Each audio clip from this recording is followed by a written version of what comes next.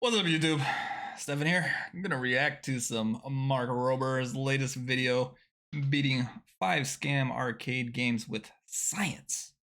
I am from the STEM field, love science, huge appreciation for Mark Rober, love his videos. Let's get into this. This is gonna be an interesting one.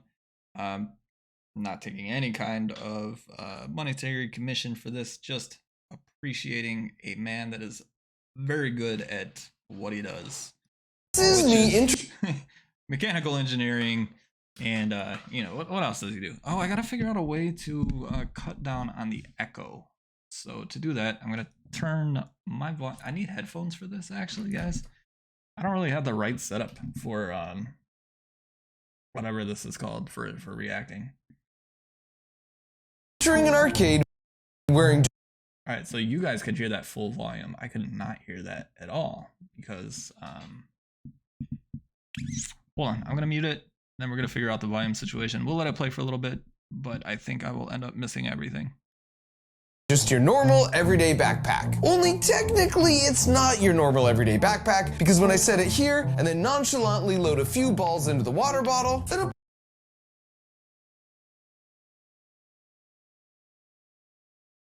Okay, we unmuted the microphone. Maybe I could just mute the mic every time we're not actually talking. That is more work for me though, but much better viewing experience for you guys. So yeah, it looks like he's got a water bottle. He's auto shooting skee ball. And that looks like it's going straight for the 10,000. Oh man. Here we go, here we go. Plays the game like a... Yeah, right in the 10,000. That's how. Testing. Yeah, okay, we're good. Yeah, let's see the engineering behind this. I'm gonna be extremely impressed. Good job, Mark. A good robot should, and I win all the tickets. And that's pretty cool, but what if I told you I made similar backpacks not just for skee ball, but for this game and this one, basically coming up... Wait, what is this? Magical robot basketball? Is this actually going in Mark, you're a madman. That's all I gotta say. These backpacks, he could probably sell these on eBay for $1,000, but I don't know why someone would actually like use these in a real arcade. If you're trying it, if you have the engineering skill to make this and you're trying to win 100 tickets for a Jolly Rancher at an arcade, I think you're probably in the wrong business. Or if you have enough money to afford this backpack to win a Jolly Rancher, just stay out of the arcades. But I'm sure this will be a great video nonetheless. With contraptions to absolutely dominate 5 of the most common arcade games, including some hacks that cost less than $1 and actually work to set world records. That automatic puncher looks like it'll be great because most of us people in the STEM field probably could not beat the punch game. The hack that's less than $1, I'm interested to see what that'll be. Ticket payouts. But we also secretly recorded data from a bunch of different arcades. So I'll teach you the strategies to beat the games that give out the most tickets, along with showing you the 5 games we discovered are actual scams. Don't ever step foot in another arcade again until you've watched this video in its entirety. Let's get started. I wish I had this video when I was a kid. I feel like I wasted so much money in arcades. Like, those coin pusher games are amazing. And the coin pusher YouTube things just, oh man, I watched a couple of those. You can tell right away it's a fake. Oh, I'm getting a $10 million jackpot. Ain't no one giving you a $10 million jackpot in coin pusher. If that's real, prove it to me.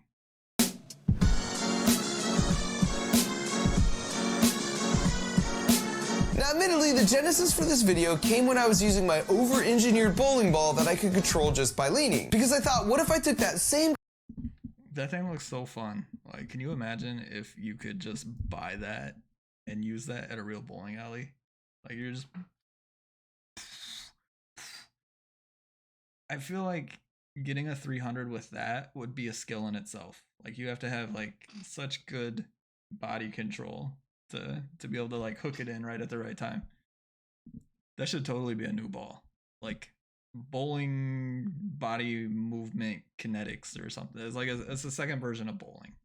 Concept and applied it to mini golf. And while that idea could be really useful for getting a good golf score,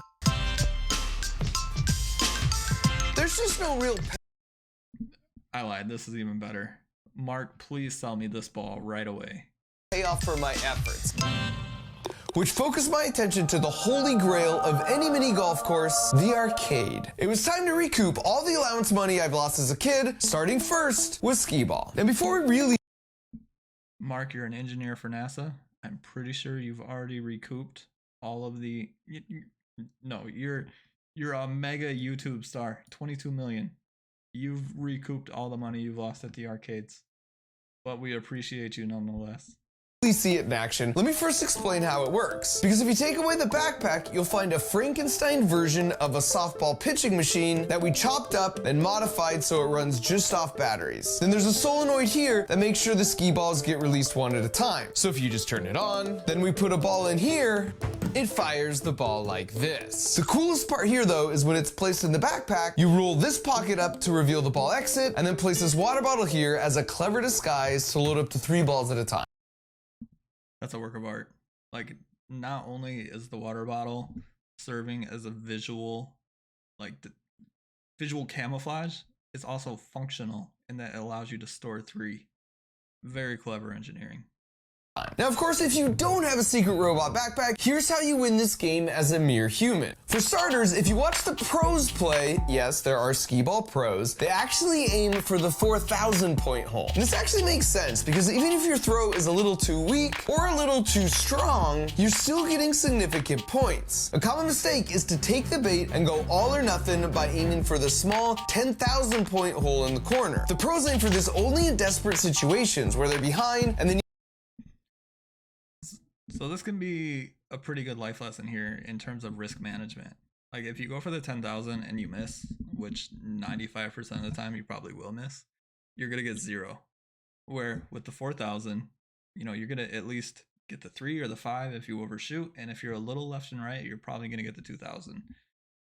So that's also a famous quote: "You miss all of the putts that you aim short." So a lot of the professional golfers will aim their putts slightly long as well. So yeah, don't always try to go 1,000 miles per hour and instead be a little more realistic. It's great advice. Need big points to make a comeback for the win.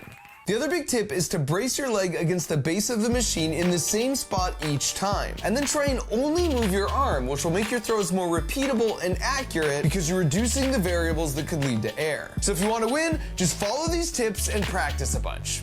Or you could just go with my route. Also, more great life advice. If you want to win, practice a bunch. That goes for anything, not even just like sports or skill games like skee ball, because apparently it's a skill game. Also goes for mechanical engineering, computer science, architecture, whatever your field is. Just practice, learn your field, and become a master.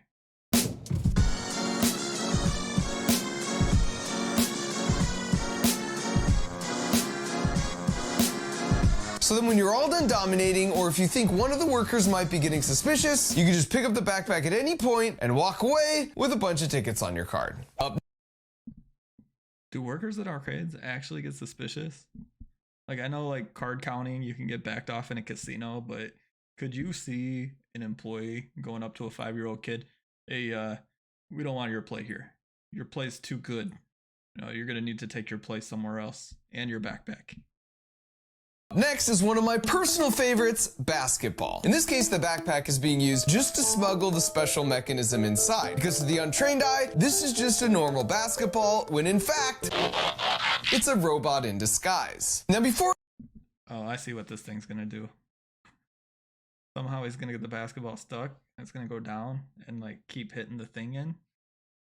Oh, you're a madman, Mark. Let's see if I'm right. Before I show you exactly how it works, you first need to understand how these games work. Just underneath each rim is an infrared laser and a detector. And then on the front of the rim, on the other side of that metal plate, is a reflector. So when the laser beam shines straight forward, it bounces off the reflector, and then the sensor's like, yep, I can see the beam. So when a ball goes through the hoop, it breaks the beam, and the sensor's like, aha, I didn't see it for a second. At which point it tells the game to add 2 points to your total, because that means you must have scored. In engineering, we call this a beam break detector, and it's the exact same concept you have as a safety feature on your garage door. So I used to work at Diebold on ATMs. I don't know if this is a proprietary secret or not, but they have these same kind of beam break things as the bill goes through the machine. And you can use that to actually determine if the ATM is functioning. So these beam break things are used in a lot of places. So pretty cool.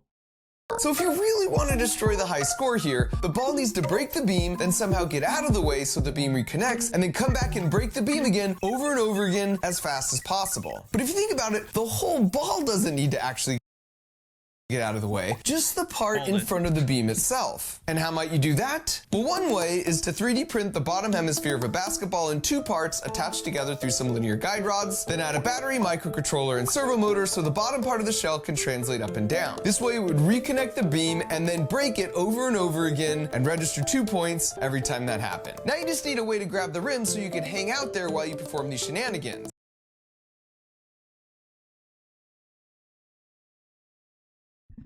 So this beam break thing is super clever. I wouldn't have thought to do this, but I'm really interested to see how is he going to get it trapped in an actual arcade. Like, you need some kind of like prongs to shoot out to grab the rim, but I don't know how you will do that. Now, considering he made a glitter bomb box that shoots out glitter and spins, and he has worked on the Mars rover, I'm sure he'll figure something out. And if you had some pneumatic pistons connected to a mini pressure intake controlled by a solenoid valve triggered by an RF remote, then you could shoot the ball normally, and then with one push of a button, piston rods would shoot out and grab the rim, and then once... The other problem is this needs to always occur in a situation where the basketball is at a certain level. So what, you need 2 prongs to shoot out and actually get it at the right level? Because if it's upside down, it's not going to work. So how do you fire them? Mischief was managed, you trigger the remote again, and they would retract. Now if you just... Mischief was managed. I see what you did there. I picked that up. Little Harry Potter reference. Add another 3D printed hemisphere on top, then glue on the actual basketball skin, and when you put it all together, it would look something like this. Now if you don't happen to have a Robo Ball, here's a few tips that will help you get the high score for this game. Now the most important... Did you guys see the dude on the left? He's just do. He is crushing it. Let's look at this again real quick. We're gonna go back. Glue on the actual basketball skin, and when you put it all together, it would look something like this. Now if you don't happen to have a Robo Ball, here's a few tips that will help you get the high score for this game. Now the most important thing is you never want to waste time waiting for a ball to roll down to you. And since these games normally come in pairs, just swipe your card on both games and then temporarily borrow the second set of balls. Now this should give you plenty more than you need, so just keep the balls that are the least inflated. Now you start the game and get... That's a good tip, but if you're the next person that comes up to the machine on the right and it only has 3 balls, like how sad would you be, Mark? Could you imagine if that was like your 7-year-old nephew?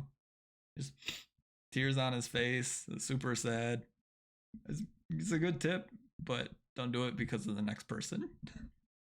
Into a rhythm where you finish your shot with one hand and then start grabbing or replacing the ball with your other hand before your first shot has even gone in. Or if the rim is close and you want to get really extreme, you can just go with the 2-handed shooting strategy like this guy. But even that strategy is no match for my spherical transformer, because when I'm ready to go, I just shoot the ball with one hand and then hit the remote right as it's about to go in. And now as the ball just sits there articulating, I simply watch those sweet, sweet points rack themselves right on up.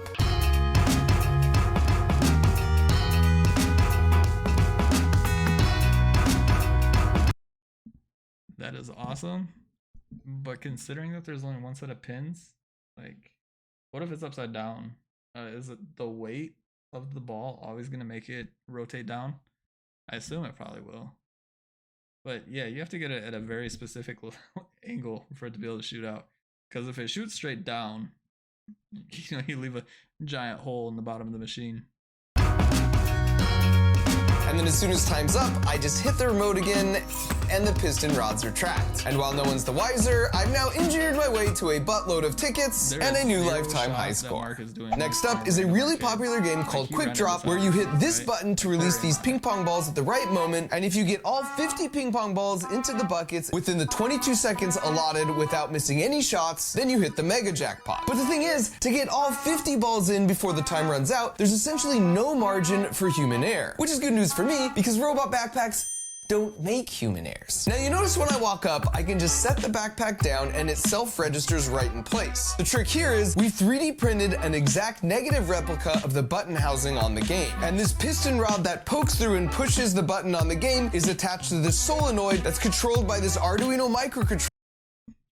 This is super clever, and there's gonna be some computer vision in this, in which case, I'm sold. And it tells it the exact timing needed to beat the game. Now if you're trying this on your own, here's what you need to know. To successfully do this in 22 seconds, you have to drop 4 balls in each bucket, except in 2 buckets, you've got to drop 5. Now dropping 5 into these 2 buckets isn't impossible, but the timing's so tight, it's really hard to pull off without them hitting the rim and bouncing out.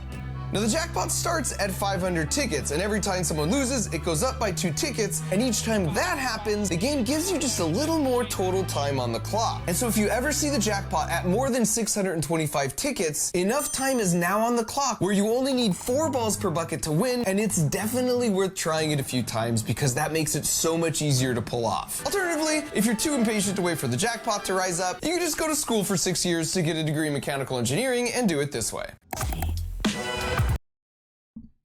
Even if you get a degree in mechanical engineering, the amount of skill it takes to put together this system is crazy. Like, and time, obviously. You know, you need the sensors, the solenoids, you need to write all the code, you need someone good in computer vision. They don't always teach all of that in just basic mechanical engineering. So, cool stuff.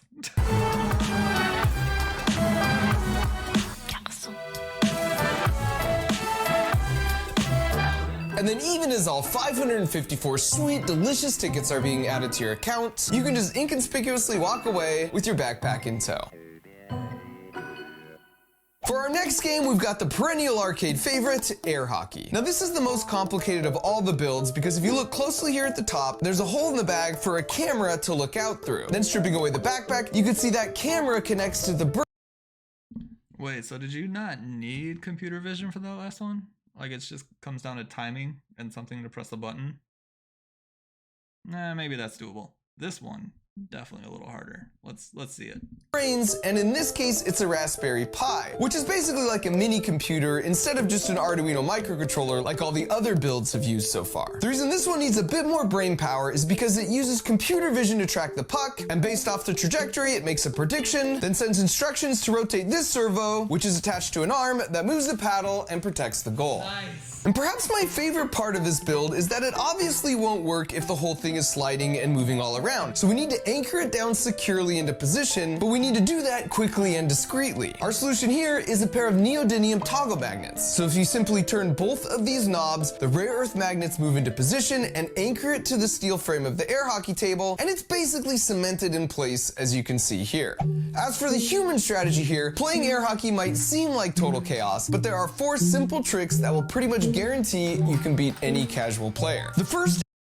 All right, let's take a careful note of these, and now I can be 80% of all air hockey people that I play in the future that have not seen this video. Is to hold the paddle like this and not like this. Doing that allows you to really whip the paddle around and gain extra speed on your shots. The second is that for your default defensive position, you want your paddle to be out here, not right up against the goal right here. That's because this cuts down the angle and you only have to move the paddle back and forth this far to protect the whole goal versus back and forth this far if you're against the edge. This is the same reason goalies will come out of the goal if there's a break breakaway in soccer. Even for a bank shot, you now just have to move the paddle a small distance diagonally back like this. So your paddle should essentially always stay inside a triangle like this when you're playing defense. Now when you watch professionals play, yes, there are air hockey professionals, you will see them employ both these first two tips. The third trick you'll also see is they try and play for possession. You want to try and cushion your opponent's shot and gain possession of the puck so you can set up your own shot, which leads to the last tip. Mix up the straight shots and bank shots, but try and practice at least one trick shot like this one, where you hit the puck down into the corner and then when it rebounds back to you, you hit the bank shot for the win. Here's what People really do that? Dang. But yeah, the tip about the little small triangle, that was legit. that looks like in action. Now the real benefit of my backpack system is you can be playing your opponent, but then when you get a phone call or you have to attend to some other important matters, your goal is in safe hands.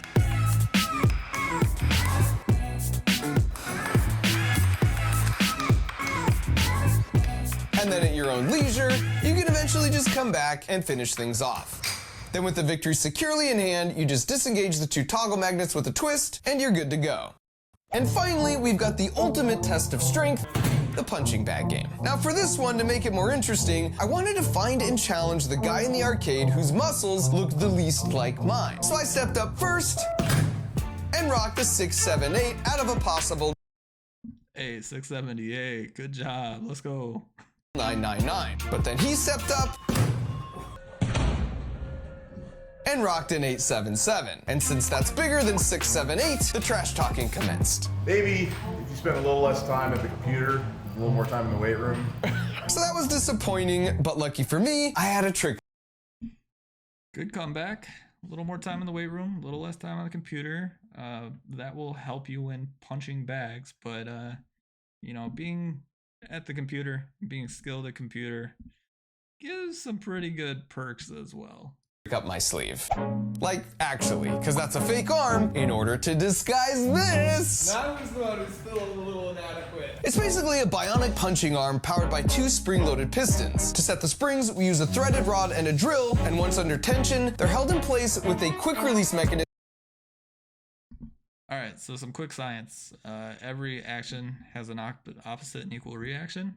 So when that thing comes out, if it's attached to your arm, when it comes out, it's going to push on your arm.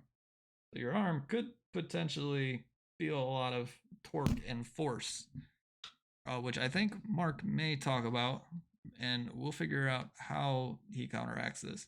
Either way, cool trick. I want to see him beat this big guy. I can trigger with my finger at the exact moment I want to punch a thing. And I would classify the initial test in the lab as encouraging. Now it's important to note, to play by the rules for this game, there's no side punching, pushing, running, kicking, or headbutting. But you'll notice there's no rule against spring-loaded piston punching gloves. So now that my moment of sheer domination had arrived, I stepped up and rocked an 838, which was less than 877, which was disappointing. Dang it! And in That's all right. We can fix that with a little more air coming out of the pneumatic tubing, right? hindsight, I should have known it's really hard to compete with the human body in terms of things like punching and throwing, because we're just so efficient with those mechanics, and I have to sacrifice a lot of the speed and momentum of my own arm body system when I'm wearing that heavy wrist-mounted puncher. But you know what? I'm a fighter, and what I lack in muscle mass, I make up for in tenacity. So out of curiosity, I took a closer look to see how the machine actually works. And it turns out it has a beam brake sensor just like the basketball game. So as that odd-shaped metal piece, which is attached to the axle and punching bag, rotates around, the beam has this. It's always the beam brake. I assume with these two little notches here, it's able to detect the velocity at which it goes through based on the time it breaks here and the time it breaks here, and then you calculate the distance over the you calculate the difference in the timings versus this distance here, and then you can get velocity.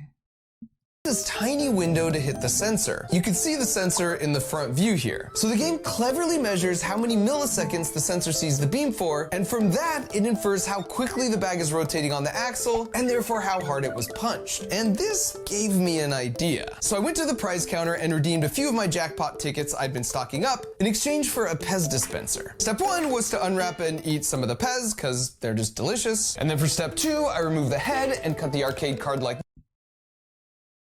Funny story, me and my buddy once stayed up all night beating Donkey Kong Country 100%, just eating Pez.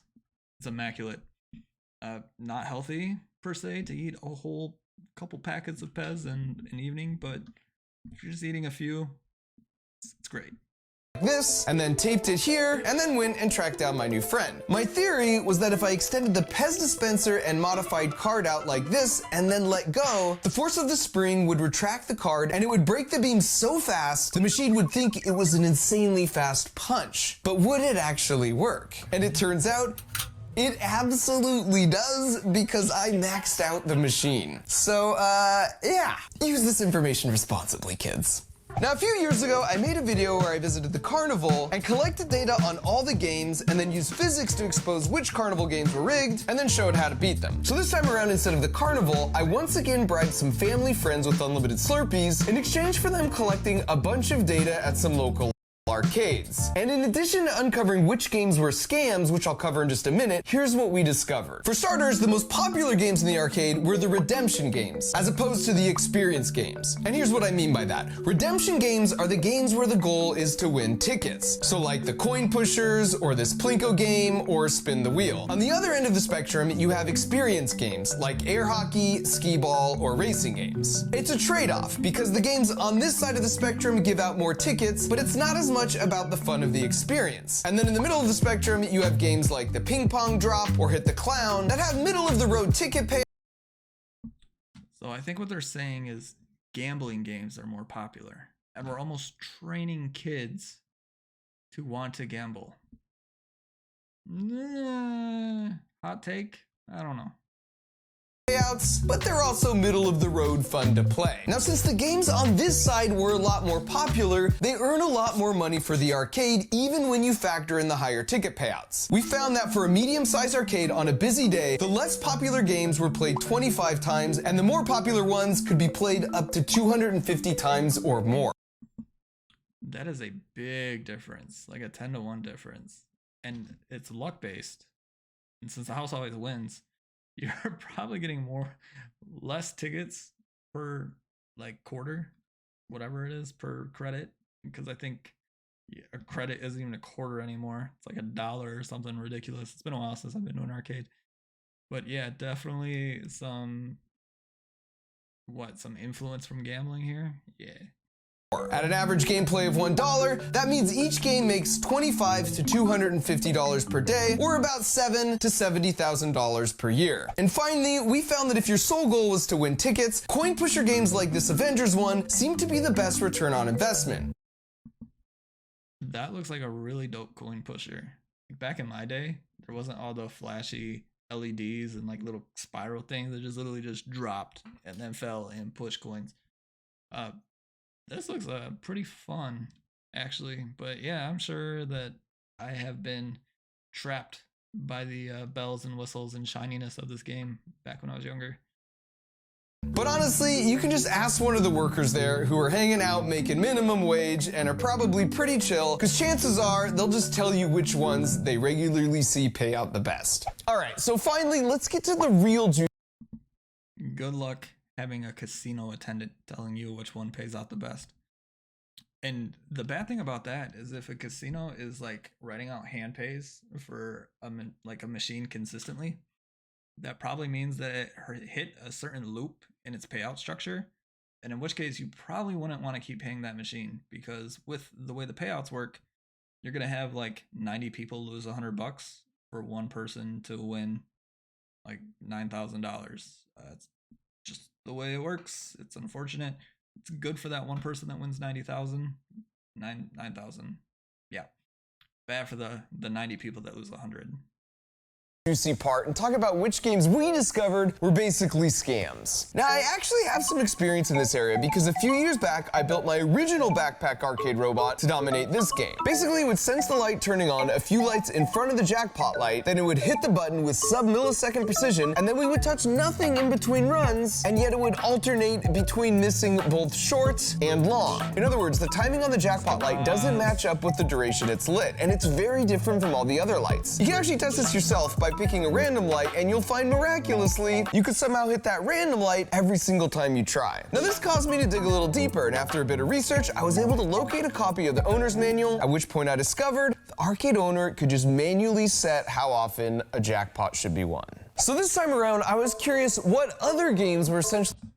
And that's also how claw games work. Like every once in a while, the claw will be stronger or it'll be weaker, based on how many people have put in money before someone has won a prize, which they can do with the beam break sensor. If a prize was dropped in the thing after 100 rolls, then it'll be weaker for the next like 20. So be careful. Even like trivial arcade things have a lot of complex engineering that determines when someone will actually win something or not. Running the same scam where you think it's a game of skill, but in reality, the arcade owner is controlling when a jackpot's won. And as it turns out, this really popular game called Stacker employs the same trick. This other really popular game, Keymaster, and this Cut the Rope game are also, in fact, running the same scam. In all three cases, I was able to get a hold of a copy of their owner's manual, and each one has some language around how the arcade owner can specify how often a jackpot occurs. The number of plays required before a prize can be dispensed is set individually. So notice that you do not control the claw or the cutter or the stacker, but they're still fun. And if you're, I don't know, if you're having fun and it's probably not worth it. Just go buy a plushie, honestly. It's a cute experience if you're out on a date or like with your kid or something and you give them $1 and they win something. It's fun, but again, it is kind of training them to enjoy gambling. Like, hey, I spent $1, I got this thing worth $10 because I pushed the button. But in reality, you got skamazed and you got lucky. But yeah. Occurs. I also found many, but not all claw machines have language around how it will close with full strength, but then back off to a much weaker strength of whatever is set by the owner. For this reason, it's best to try for prizes closest to the. That's actually really sneaky. You just get it like thrown in because it's still got the thing where it's not that tight, but then it'll be even looser the next couple ones after that. But if you saw the video before that, or like the round before that, like the claw was tight for a little bit and then it like gradually loosened up until it dropped it. And it does that because of human psychology, where they're like, oh my god, I was close, I'm gonna get it this next time. And it keeps kind of influencing those reward circuitries that interact with your desire to get this thing, and it's just taking your money in the meanwhile. As you saw, what, 25 or $250 a day, which, that's all passive income for the person that owns this arcade. Don't get trapped. Understand that there is math behind this. And I guess if you do see something like right close to the edge, even with like a weak grab, you can still get it to throw in there. So maybe that's like the ultimate strategy into beating these machines in the long run. Yeah. Exit hole to minimize the amount of time it's held in the claws. And I call these games scams because they present themselves as winnable games of skill, when in reality, it's essentially a random dice roll that is heavily stacked against you. And just like at the carnival, the most lucrative games are those where people overestimate their chances of winning because they seem to get close, but they don't quite win. In gambling psychology, this is known as the near miss effect, and it will lead to increased play of the slot machine. So you noticed gambling psychology. And this is being directed towards kids. So they're kind of like preconditioning kids to eventually put money in slot machines, thinking that they have viable chances. kind of not really in support of that. But I guess like if you have $100,000 and nothing else to literally do with your money and you just want to spend it, then that's on you. But if you have actual bills and things you need to pay, don't gamble. But this is much worse than a slot machine, because at least in that case, you know it doesn't matter how you pull the lever because it's random chance. And on top of that, those games are regulated, so there is a minimum payout required by law. So for every dollar, for example, put into a slot machine, they have to pay out at least 80 cents back to the players. But for those scam arcade games I just mentioned, the default payout rate is on average 20 cents for every dollar you spend. But a shady arcade owner could basically set that to 0 and no one would know, and that would be perfectly legal. And that's 20 cents. 20 cents per dollar. So someone's going to put in $100 into the machine before they give a $20 plushie or $20 equivalent in tickets. That is crazy. especially messed up because it's primarily played by kids. So if you remember nothing else, just try and pick games that avoid any sort of digital winning element that can be rigged, because in those cases, you just never really know what your chances are. These games, however, are all great options to at least have a better sense of your actual odds of winning. I've checked the manual for all of these, and what you see is exactly what you get. And I can vouch, some arcades are more fair about this than others. For example, my home arcade here refuses to carry any of the games that can be rigged against you, which I think is pretty cool. However, if they happen to see this, my only suggestion is that moving forward, they should probably institute a no backpacks allowed policy. And perhaps also don't let people redeem tickets for Pez dispensers.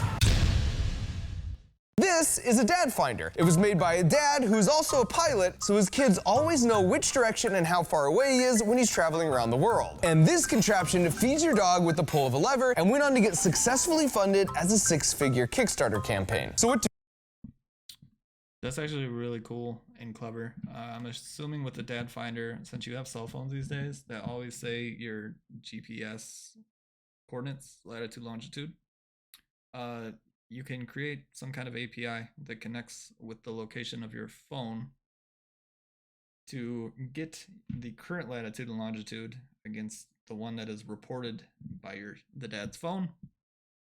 You can do some trig to get the angle and the difference in that, which, given like the round shape of Earth, maybe the angle's not always 100% accurate, but you can probably assume it to be a flat map for the sake of entertaining the kids. And then you can just do some trig, Pythagorean theorem, to get the distance. And that's actually really clever. I don't know if you guys caught that. do these and tens of thousands of more projects just like them have in common? Well, they were all designed by folks who took my creative engineering class at studio.com. The best part about being a maker and an engineer is you can come up with clever solutions for your real-life challenges, like winning more tickets at the arcade. It's like a superpower, but it's a superpower you can learn, and I love to see others catch that spark, which is why a few times a year, I teach a month-long creative engineering course, and enrollment for the latest session is open right now. Now you might be like, hold up, Mark, didn't you just launch the CrunchLabs Build Box, that monthly? All right, with that, we're gonna go ahead and stop the video because it looks like this is mostly plugs for his products. What you can see in his video, CrunchLabs looks like a lot of fun, and I will be buying the heck out of those when I have a kid to go through them. Right now I don't, but again, the products look super cool. His engineering course also looks super cool. If I had some ideas about robots, I could see that being very useful. But right now we're just chilling and doing some React. But all right, see you guys.